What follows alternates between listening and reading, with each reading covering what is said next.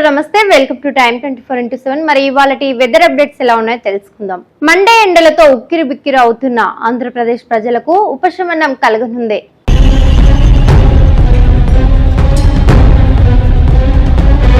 ఉపరితల ఆవర్తనం ద్రోణి ప్రభావంతో ఆంధ్రప్రదేశ్ లో రాష్ట్రంలోని పలు జిల్లాలలో మంగళవారం వర్షాలు కురుస్తాయని ఏపీ విపత్తుల నిర్వహణ సంస్థ తెలిపింది.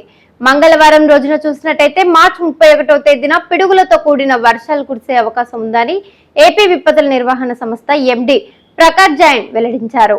పలు జిల్లాలలో చూసినట్టయితే శ్రీకాకుళం, అల్లూరి సీతారామరాజు జిల్లా, పోలవరం, కర్నూలు, నంద్యాల జిల్లాలలో మోస్తరు వర్షాలు కురిసే అవకాశం ఉందని తెలిపారు.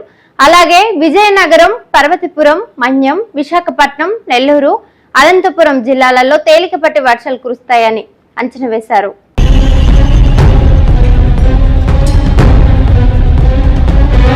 మరోవైపు చూసినట్టయితే కొన్ని జిల్లాలలో వర్షాలు కురుస్తున్నప్పటికీ మరికొన్ని జిల్లాలలో తీవ్ర పడగాలులో వీచే అవకాశం ఉందని ఏపీ విపత్తుల నిర్వహణ సంస్థ తెలిపింది.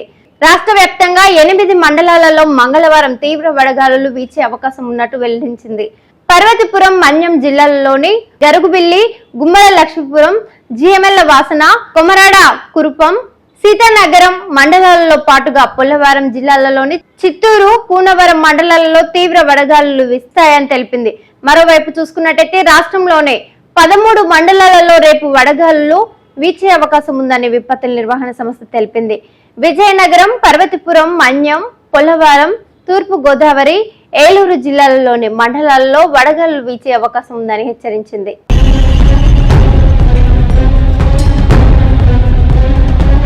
సోమవారం రోజున కడప జిల్లాలోని ఒంటిమిట్ల, కాజీపేటలో అత్యధిక ఉష్ణోగ్రత 42.5 డిగ్రీల ఉష్ణోగ్రత నమోదైంది.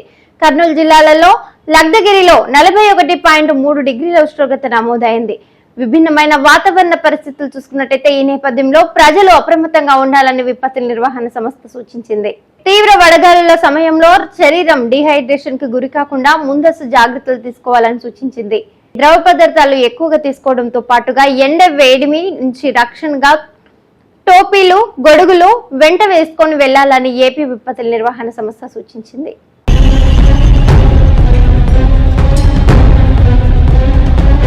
షేర్ చేయండి, లైక్ చేయండి, సబ్స్క్రైబ్ చేయండి. మరిన్ని వీడియోల కోసం బెల్ సింబల్ పై క్లిక్ చేయండి.